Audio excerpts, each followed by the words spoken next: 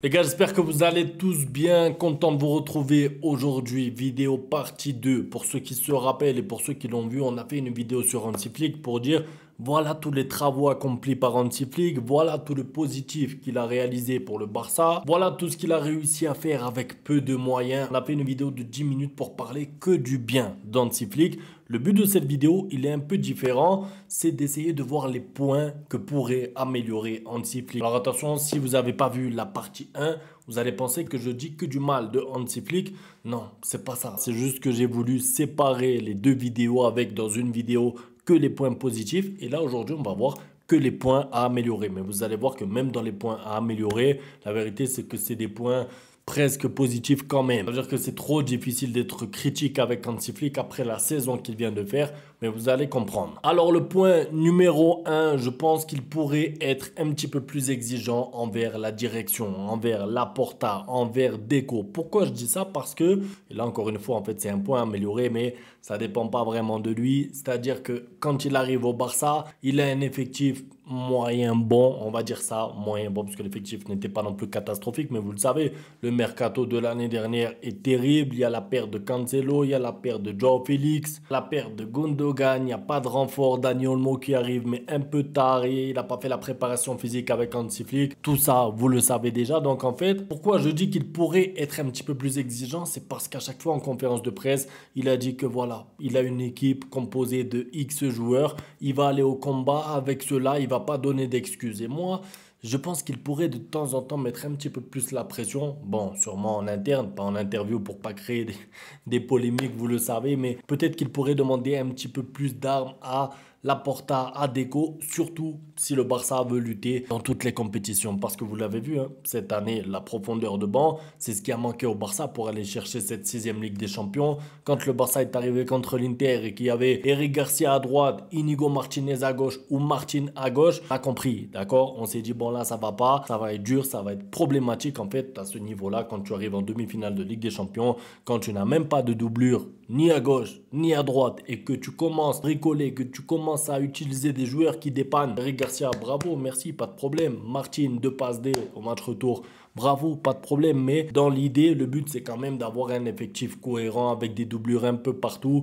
et de ne pas être obligé de forcer avec Koundé pendant 60 matchs d'affilée. Sinon, justement, il va se blesser au pire moment de la saison. Et ensuite, quand tu te feras éliminer, bien sûr, je ne dis pas que c'est parce que Koundé n'était pas là. Il y a plein de motifs. Mais là où je veux en arriver, c'est qu'Hansi Flick, en fait, mérite maintenant un mercato cohérent. Il mérite d'avoir une carte bancaire. Il mérite de se dire, j'ai envie d'avoir tel joueur, j'ai besoin d'une doublure là, j'ai besoin d'un nouveau numéro 9. Là, tu as l'impression que bien sûr, il respecte la direction et c'est normal, il doit être lui au courant de l'état financier, des problèmes du 1 pour 1, de la règle, de tes bases, de la Liga pour inscrire les joueurs. Je pense que lui, il est au courant de comment ça marche. Il doit être dans les bureaux et tout avec Deco, Laporta, mais je pense qu'il a besoin aussi de mettre un peu de pression à ses dirigeants justement pour pouvoir ensuite se battre comme le Real Madrid le fait avec des Arnold qui arrivent, avec des doubleurs par-ci par-là, des Mbappé, des... Voilà, en termes d'effectifs, en tout cas à proprement parler, le Barça joue mieux, oui, mais l'effectif et le mercato que prévoient de faire les autres grands européens, le Barça, en tout cas pour l'instant, ne montre pas les mêmes armes. Autre point que doit améliorer Hansi Flick pour moi, peut-être qu'il devrait instaurer un petit peu une sorte de contrôle au cours des matchs. Ça veut dire qu'il y a des matchs, des fois on regarde des matchs du Barça, c'est magnifique, c'est spectaculaire, mais se faire mener 2-0 en fait, sur le long terme, soit ça use les joueurs, soit c'est fatigant mentalement, soit c'est éprouvant physiquement, soit il y a un jour où tu vas pas remonter. La preuve contre l'Inter Milan. Tu es mené 2-0, tu fais l'exploit, tu reviens 3-2, ensuite tu reviens 3-3, mais du coup tu ne gagnes pas le match. Ça veut dire que bien sûr qu'à la fin du match, je prends encore l'Inter Milan, mais je suis obligé. Quand tu prends le match aller, si tu refais le match, mais que tu prends pas ces 2 buts au début du match, tu le remportes ce match. Donc peut-être que mettre un peu plus de contrôle sur les débuts de match, éviter de concéder des buts au bout de 4, 6, 8 minutes, ça serait pertinent. Et en parlant de contrôle aussi, comment ne pas parler de la gestion des fins de match? Ça, c'est le plus gros point que doit améliorer Hansi Flick. Moi, je suis d'accord avec lui, la philosophie offensive, aller marquer des buts, tout ça, ok, ça fait partie du Barça de Hansi Flick et on aime ça. C'est pas pour rien qu'on a pris du plaisir justement cette saison sous Hansi Flick, c'est parce que c'était un Barça, je vais pas dire désorganisé, mais tout pour l'attaque. Tout pour l'attaque, on n'a pas le temps de défendre. Une ligne très haute, si on prend 2 buts ou 3 buts, on en mettra 4 ou 5. C'est très bien, mais de temps en temps, peut-être que si c'est la 88, peut-être que si c'est la 91 et que tu joues en Italie un soir de Ligue des Champions en demi-finale retour, peut-être que c'est plus sage de donner des consignes à tes joueurs d'aller derrière. D'aller derrière et d'accepter pendant 3 minutes, pendant 4 minutes, de fermer ce match, de bloquer tout, de terminer en gagnant ce match, surtout quand tu as un but d'écart. Si encore tu as 2 buts d'avance, je comprends, tu prends des risques, c'est pas grave, tu as de la marge, mais demi-finale, retour Ligue des Champions, tu mènes 3-2. Tu peux pas te permettre de jouer en 1 contre 1 derrière parce qu'il reste 3 minutes et parce que tu es confiant, parce que tu es supérieur à l'Inter Milan.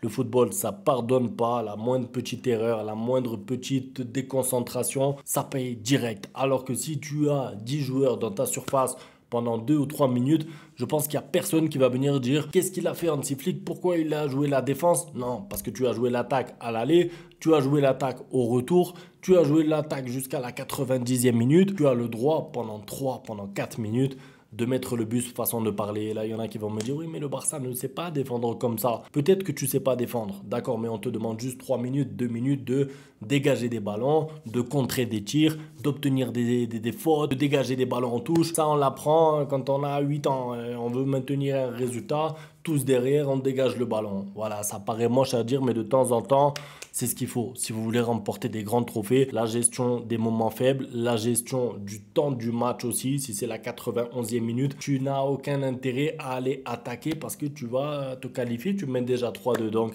c'est des petits détails, mais je pense qu'Hansi Flick doit le faire. C'est des petites choses à corriger, mais pour se qualifier face aux grosses équipes dans les grands matchs, tu n'as pas le droit de faire ces petites erreurs. Et c'est quelque chose que j'aimerais voir un petit peu sur la saison prochaine. Attention, je ne dis pas que le Barça doit reculer et jouer bloc bas comme le Barça de Xavi à la 70e minute. Je dis bien 90e, 91, s'il y a 4-5 minutes de temps additionnel, ça y est, tu mets des hommes dans la surface, tu sais que tu ne seras pas en 1 contre 1. Par exemple, le but de Acerbi face à Araujo. S'il y a un deuxième joueur au marquage sur Acerbi, peu importe lequel, même un attaquant, Rafinha, je ne sais pas qui, il est gêné, peut-être qu'il ne peut pas marquer, il est peut-être contré, il est peut-être dévié, il y a peut-être un corner. Ne pas refaire l'histoire, c'est comme ça. Donc, ce que je veux dire, c'est que mettre plus d'hommes dans la surface pendant 2 ou 3 minutes, ce n'est pas enfreindre ta philosophie. Tu peux avoir une philosophie offensive tout en ayant une logique de match. Voilà, tu t'adaptes au match un petit peu. Un autre point maintenant, les remplaçants. Alors là, encore une fois, on va parler d'un point. C'est pas vraiment un point à améliorer parce que lui, il a utilisé ses remplaçants dans le sens où les remplaçants n'étaient pas au niveau pour la plupart. Ça veut dire qu'il s'est rendu compte lui-même au cours de la saison que Pau Victor ne pourrait pas aider, que Ansu Fati n'aura pas de rôle, qu'il n'est pas assez bon pour aider, bref, tout ça. Il a décidé lui. Donc en fait, on revient là au point numéro 1. Si ton effectif n'est pas assez complet, c'est difficile d'utiliser tes remplaçants. Mais je pense que le Barça ne peut pas se permettre de faire jouer Koundé ou Lamine Yamal, parce que Lamine Yamal c'était pareil les gars, il a fait des prolongations avec l'Espagne, il était revenu titulaire, presque à tous les matchs. On se rappelle très peu de repos pour Lamine Yamal, d'ailleurs on en réclamait, on disait attention, Lamine Yamal doit se reposer, il y a bientôt le Classico, il y a bientôt l'Inter Milan. Ça s'est bien passé finalement pour lui, il a été très fort contre l'Inter dans le Classico, décisif, etc. Mais je prends encore une fois l'exemple de Koundé. Koundé qui joue 60 matchs d'affilée, plus 10 matchs avec l'équipe de France, 100 matchs d'affilée sans jamais être sur le banc. C'était obligé, naturel, logique, tout ce que vous voulez, que Koundé se blesse à un moment donné. Même s'il a une hygiène de vie parfaite, même s'il s'entraîne avant les matchs, pendant les matchs, qu'il dort pas la nuit, qu'il s'entraîne, qu'il court, c'est obligé qu'au bout d'un moment, une petite gêne, une petite blessure. Qu'est-ce qui s'est passé? Malheureusement, prolongation, but de Koundé, vous le savez, Classico. Quelques jours après, Inter Milan, blessure. Tu perds Koundé à l'aller, au retour. Tu n'as pas le joueur solide, tu n'as pas le fameux duo Koundé avec Lamine Yamal. Même si, encore une fois, j'estime qu'Eric Garcia a très bien rempli son rôle de remplaçant et surtout de doublure, si on peut appeler ça comme ça. À la base, c'est pas un arrière droit. Donc, le travail fait par Eric Garcia, je le remets pas en question. Mais perdre Baldé, par exemple, alors qu'il est bien géré, je l'accepte. Perdre Koundé parce qu'il joue 60 matchs d'affilée, ça me fait un peu plus mal. Je me dis, peut-être qu'il aurait dû se reposer là. Peut-être que tu aurais mis Hector Fort, tu aurais gagné quand même contre les petits de la Liga. Peut-être que tu aurais eu Koundé en forme du coup pour l'Inter Milan. Plein de et si, peut-être et si. Et encore une fois, si vous voulez aller gagner la Ligue des Champions, ça se joue sur des petits détails comme ça. Donc la gestion des remplaçants, peut-être que de temps en temps, il pourrait se priver de quelques joueurs. En fait, j'ai l'impression que toute la saison, Lamine Yamal et Rafinha notamment étaient, avec Pedri aussi, c'est les 3 joueurs de toute façon forts de la saison, et Koundé, j'ai l'impression que toute la saison, ils devaient les mettre obligatoirement, sinon le Barça ne pouvait pas gagner. Et c'est là aussi où je me dis, il mérite un meilleur effectif, en tout cas sur la profondeur, pour pouvoir gérer ça tout au long de la saison et ne pas se retrouver à un moment, je ne sais plus combien de matchs. Vous vous rappelez quand il y a eu la trêve internationale que le Barça a joué un jeudi pendant la trêve? Vous vous rappelez, ensuite c'était jeudi, dimanche, mercredi. Le Barça avait enchaîné, je crois, 4 matchs en 10 jours, quelque chose comme ça. Sur ces matchs-là, c'était vraiment éprouvant, difficile. Des matchs en plus à chaque fois avec l'obligation de gagner parce que le Real, tout le temps derrière, pas loin, 4 points, 3 points, 4 points, 3 points. Donc peut-être que si de temps en temps, quand tu as un peu plus de marge, tu te permets de mettre tes remplaçants, en espérant bien sûr gagner et avoir des résultats, tu pourras ensuite avoir tes titulaires frais pour le meilleur moment de la saison, là où les titres se jouent. C'est tout. La vérité, c'est que je trouve pas de points que doit améliorer Hansi Flick. Ça veut dire que je trouve tellement bon que là, j'ai dû chercher. Je me suis dit, voilà, peut-être que la profondeur, peut-être que la gestion des matchs, les fins de match, les débuts de match, les consignes par-ci par-là. Mais sinon, la vérité, c'est qu'il est super bon. Et si vous n'avez pas encore vu la partie 1, je vous invite à la voir parce que c'est que du positif. C'est tout pour la vidéo. En tout cas, un grand merci à tous pour le soutien. On se retrouve demain pour la suite. Ciao. Bang, bang, bang, bang, goodbye. Ustedes pueden aceptar mi negocio o aceptar las consecuencias. Plata o plomo.